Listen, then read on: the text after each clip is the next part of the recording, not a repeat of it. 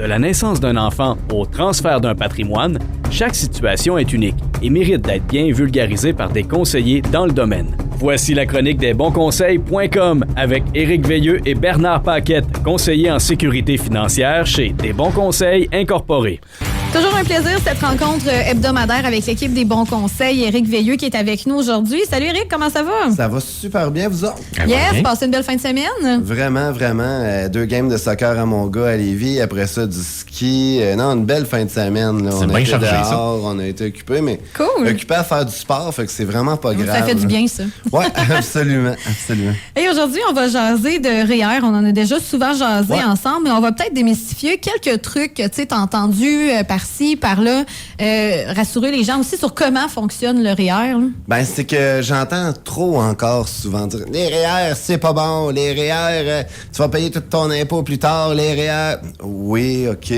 Mais pourquoi puis comment? Faut relativiser un peu. Je l'entends souvent, puis c'est correct. Je pense que quand on connaît pas quelque chose, c'est encore plus facile de dire que c'est pas bon. C'est comme dans n'importe quoi, là. Si tu l'as pas essayé, puis tu peux pas voir comment. Puis tu sais, c'est normal. Si tu vois pas les chiffres, on en parle souvent avec Bernard. Ah, ben vous allez avoir plus d'allocations familiales si vous faites ça, si vous faites ça. Fait qu'à matin, je suis arrivé avec des chiffres qu'on a travaillés pour vrai pour des clients X et Y, évidemment, là, que j'appellerai pour la cause Madame X, Monsieur Y et les enfants Z, A, P, P, C, là. OK. On dirait les enfants, ils l'ont Ouais, ben c'est vrai ça que je m'en allais. C'est exactement ça que j'allais dire. X et 12. Ouais, c'est ça. Fait que c'est ça parce que, tu sais, souvent on dit, bon, mais le REER, tu sais, oui, je vais avoir un retour d'impôt aujourd'hui, mais tu sais, il va falloir que je l'investisse. Mais plus tard, quand je vais le décaisser, ben ça va être terrible comment je vais payer d'impôt. On l'entend souvent. Bon, ben, je vais commencer par parler du plan d'accumulation. Puis je vais parler d'une stratégie que j'ai faite avec des clients la semaine passée pour vous montrer un petit peu les avantages de bien faire les choses avec les REER. Mm-hmm. Alors, j'ai une famille, quand même, tu sais, on s'entend, c'est un couple, là, environ 2 salaires de 75 000 par année, là. Fait que, tu sais, je suis pas dans la moyenne, mais tu sais, on commence à parler quasiment de moyenne maintenant, là, 75, madame à 45, monsieur à 80. Là, fait qu'en tout cas, je le joue un petit peu haut, mais eux autres, c'était pour les gains de la cause, c'était ça. Fait que ce qu'on a fait, c'est qu'on a regardé, mettons, qui cotisait un REER cette année. C'était quoi l'impact? Je m'en cause, ils ont 4 enfants. Donc, ce qu'on a regardé, c'est, mettons qu'on cotise un REER cette année, comment ça pourrait être rentable? Fait qu'on a fait différents tableaux. Mettons qu'on cotisait 18 000, qu'on cotisait. Puis eux autres, ce qu'on est arrivé comme conclusion, puis là, c'est resté bien assis, c'est qu'il fallait le faire cotiser 50 000 $ à leur REER cette année. Là, tout le monde va dire, ben Éric Veilleux, t'es un débile, t'es un mongol. C'est souvent. Je le vois dans votre visage. T'es tombé sur la tête pendant le temps des fêtes, Éric. C'est parce que leur dernière va avoir son 17 ans cette année. Donc, ce qu'il faut faire, c'est maximiser le temps qu'ils ont les 4 enfants. C'est pas de quoi que tu fais à toutes les années. C'est des stratégies fiscales sur du long terme, mais c'est des stratégies qu'à un moment donné, on peut plus faire parce que là, c'est là qu'ils ont 4 enfants qui sont maximisés, dans le fond, dans les REER. Fait ce qu'on a fait, c'est que madame est travailleur autonome. Donc, cette année, ça allait coûter, mettons, sur son salaire, peut-être une 30 000 d'impôts. Donc, elle avait déjà ramassé cet argent-là. On est d'accord? C'est de l'argent qu'elle allait donner à Justin puis à Claude. Oui. Claude. François. Claude Legault, c'est un acteur. parler de l'artiste en matin. Ça cause, je l'ai trop vu au bye-bye, limité, c'est pour ça. Le pire, c'est que je n'ai même pas porté attention. J'ai comme un brin de gêne, là. Je l'appelle Monsieur Legault habituellement, puis Monsieur Trudeau. Ouais, c'est ça. Donc, mais pour les biens de la cause, je disais, on va lui donner de l'argent dans le poche. Fait que cet argent-là était déjà calculé pour le donner au gouvernement. Claude qui reçoit une enveloppe de cash chez eux de la part d'Éric. Il est habitué.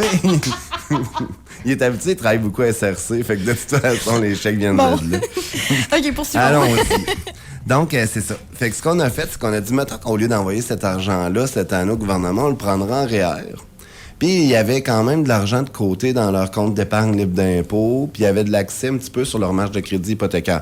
On voulait pas trop aller sur la marge de crédit hypothécaire, on sait que les taux d'intérêt sont hauts présentement, mais la stratégie pour eux autres pouvait fonctionner parce que l'argent pour les impôts était cumulé. Donc, ce qu'on a fait, en prenant 38 523 de REER pour monsieur puis 11 115 pour madame, on s'est trouvé écraser leur revenu familial à 68 711 au lieu de 153 870. Ça a dû paraître en maudit. Ben, pour donner une idée, l'économie, dans le fond, pour le REER, là, ils vont payer d'impôts, au lieu de payer 46 972 d'impôts cette année, ils vont en donner seulement 28 548. Fait qu'on est d'accord qu'on a déjà quand même pas mal d'argent d'aller chercher là. Où que ça devient très intéressant, c'est que les allocations familiales, vous le savez, on l'a tout entendu, c'est non imposable. Au lieu d'aller chercher un 16 700 d'allocations familiales pour les 4 enfants cette année, ils vont aller chercher 23 702 $ d'allocation familiale. Ah, OK. C'est cool. Fait que faites le calcul. Le montant que je vous ai fait prendre, la première année, tu récupères 51,2 % de ton investissement. Donc, au lieu de donner 30 000 au gouvernement en impôts overall pour la famille, tu vas aller chercher 51,2 % de ton 51 000 que tu as investi. Donc, mettre 50 000 de REER t'a coûté 25 000 dans l'année. Oui, dans le fond. Puis c'est de l'argent qu'elle a donné déjà au gouvernement. Fait que c'est juste de remanier les comptes un peu. Changer les enveloppes de place. C'est ça, là. Fait qu'ils vont avoir l'argent, ils vont pouvoir le redéposer dans leur REER pour l'année prochaine ou le placer dans leur CI ou faire le coussin d'impôt pour l'année prochaine, parce que ça dit que l'année prochaine, je fais quoi? Mais de un, tu te ramassais déjà de l'argent, puis deuxièmement, il va déjà te revenir ce montant-là qu'on va pouvoir déjà réinvestir ou qu'on va pouvoir mettre dans un régime épargne-études, parce qu'on peut aussi maximiser les régimes épargne-études. On en a déjà parlé, oui, c'est ça. Etc. Fait que ça, c'est l'étape numéro 1. Ce que je veux dire, c'est qu'un REER, si on joue la fiscalité, qui est très, très importante, c'est les mesures socio-fiscales qui sont importantes. Faut jamais négliger les mesures socio-fiscales. Parce que oui, juste le retour d'impôt, OK, ouais, c'est correct. Mais si tu dis, finalement, on va chercher quasiment 8 000 de plus net d'impôts dans les poches du gouvernement cette année, là. Puis c'est de l'argent qu'on a le droit, là. C'est pas un vol. C'est totalement légal. Oui. C'est du légal. C'est juste que les gens se servent pas de ces mesures socio-fiscales-là. OK. Bon. C'est dur aussi de connaître ces mesures sociales-là. Oui, c'est ça, parce que la plupart des gens... Quand ça va vite... Je donne toujours le même truc, desbonsconseils.com. Ça peut vraiment vous aider à connaître ces mesures socio-fiscales-là. C'est votre job, tu sais. C'est notre travail, exactement. Ensuite de ça, là, on est rendu au décaissement. Là, j'ai parlé de l'encaissement. Puis, OK, les REER, OK, ça peut être bon, mais plus tard, vous allez aller me rechercher mon impôt dans mes poches. Oui. On l'entend souvent, ça aussi. Là. Puis c'est normal. Si on le fait mal, c'est vrai que le gouvernement nous attend avec une brique et un fanal. OK. Bon, alors, j'ai un autre couple qu'on a travaillé la semaine passée. Eux autres, environ un 100 000 de côté, dans le fond, en REER, de placer pour leur retraite. Maison pas mal toute payée, mais quand même avec un engagement dessus. L'année passée, eux autres, dans le fond, ils n'ont pas de fonds de pension ni un ni l'autre. Parce que ça aussi, c'est à regarder quand on fait le décaissement, avez-vous un fonds de pension, pas de fonds de pension, etc., etc. Eux autres, ni un ni l'autre avaient un fonds de pension. Donc, on a fait des calculs. Dans le fond, monsieur, l'année passée, avait reçu 9 235 dans le fond de régie des rentes. Puis madame, 4 900 $ de régie des rentes. En plus, dans le fond, de la sécurité de vieillesse qui donne un montant.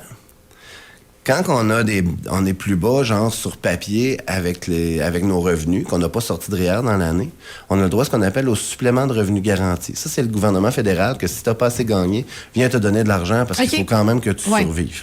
Le supplément de revenu garanti, c'est de la très belle argent net d'impôt, puis quand c'est bien calculé, il faut s'organiser pour aller la chercher. Puis comme je vous dis, j'ai beaucoup de clients millionnaires qui vont chercher le supplément de revenu garanti. OK. Il faut juste être stratégique au moment des retraits. OK. C'est toujours ça. Fait que ce que je dis, c'est jouer la fiscalité. Parce que dans le fond, si tu retires ton REER trop vite puis trop intensément, ben là, il va t'imposer beaucoup. Faut que tu sois stratégique. Faut que tu sois stratégique.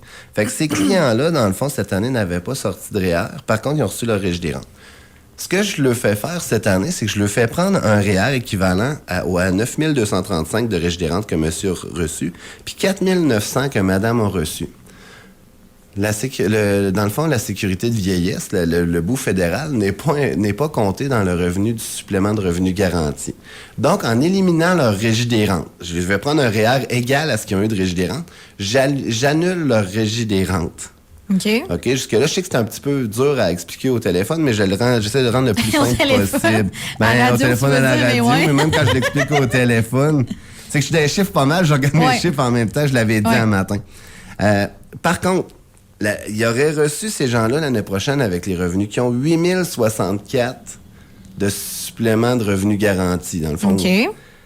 En faisant cette stratégie-là, on se trouve à écraser leur régie des rentes. Fait qu'au lieu de recevoir 8 000, ils vont recevoir 17 056 de supplément de revenu garanti. Donc, c'est une augmentation de 64 du montant qu'il y aurait eu. Juste en prenant un REER qu'on pourrait éliminer. Mais le REER, il est à eux. Ils l'ont placé dans leur compte. C'est ça, lui. Fait qu'on fait 1 an comme ça. L'année prochaine, à partir de l'an prochain, on va commencer à décaisser le REER. Mais on va décaisser sur 2 ans. La moitié en 2024, la moitié en 2025.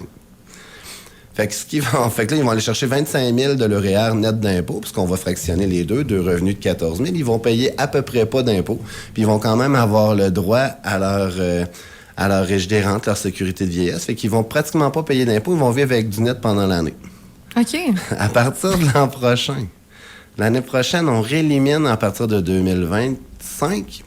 On élimine encore leur régie des rentes contre un REER. C'est encore la même stratégie, dans le fond. Twister avec ce REER. C'est une stratégie sur 3 ans qui peut rouler. Exactement. C'est du jusqu'à long l'infini, terme. pratiquement. Il faut juste être stratégique. Mais ce qu'on va faire, c'est qu'on va réussir à sortir le 100 000 de ces clients-là sans aucun impôt. Ils vont vivre avec du net à 100 %.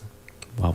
Stratégie intéressante. Ce qui veut dire, c'est que ces calculs-là sont super intéressants, mais par contre, ça prend un bon comptable parce qu'il y a une option qu'il faut faire au mois de juillet, qu'il faut pas manquer notre coup, faut pas avoir sorti trop, faut pas avoir sorti assez, fait qu'il faut être quand même très, très stratégique dans ces choses-là, mais c'est notre travail de vous aider là-dedans, c'est le travail de votre conseiller, c'est le travail de votre banquier. Il y a beaucoup de stratégies, mais comme tu nous le dis souvent, ça s'applique vraiment à la situation propre à chacun. Il n'y a pas de recette magique, non, c'est ça. Oubliez-le jamais. Il y a juste des recettes adaptées à chacun. Mais c'est pour ça que nous, comme conseillers, on a tout le temps l'air bien curieux, qu'on pose bien des questions. Ouais, pourquoi tu veux savoir ça? Ben, c'est pour t'aider. Si je sais tout, je vais pouvoir t'aider. Si j'oublie une variable, je peux scraper le calcul au complet. Ouais. Mais prenez le temps de rencontrer cette année pour rencontrer vos conseillers. Il y a de l'argent qui dort, il y a de l'argent qui vous attend, qui est disponible, qui est donné par les gouvernements. Mais si on ne fait pas les bonnes twists, qu'on les tweak pas comme il faut, vos finances, vous pouvez perdre beaucoup, beaucoup d'argent. Donc, c'est pour ça que je voulais prendre le temps d'en parler un matin, parce que si tu ne crois pas au REER, peut-être que tu vas croire à l'argent que le REER peut te rapporter, par contre. Là. Si on veut justement des renseignements, lesbonsconseils.com, on va visiter votre site web, on vous lâche un coup de fil par la suite, on prend rendez-vous. C'est aussi simple que ça. Puis maintenant, on peut même prendre rendez-vous directement sur notre site Internet. On a un calendrier, tout se book automatique. Vous pouvez choisir à quel conseiller vous pouvez faire affaire. Vous avez un appel après, on boucle le rendez-vous. Desbonsconseils.com. Prenez le temps d'aller voir notre site. On le trouve pas mal beau. On l'a changé cette année. On est bien fiers. Merci beaucoup, puis bonne semaine à tout le monde. OK, à la semaine prochaine. Bye. Salut. Desbonsconseils.com vous a été présenté par Éric Veilleux et son équipe située au 135-25 boulevard Lacroix à Saint-Georges. De la naissance d'un enfant au transfert d'un patrimoine, différentes stratégies s'offrent à vous. Parce que chaque situation financière est unique. Vous devez vous assurer d'en tirer le maximum. Notre équipe d'expérience est là pour vous donner les bons conseils dont vous avez besoin. Communiquez avec nous au 228-72-24 ou desbonsconseils.com.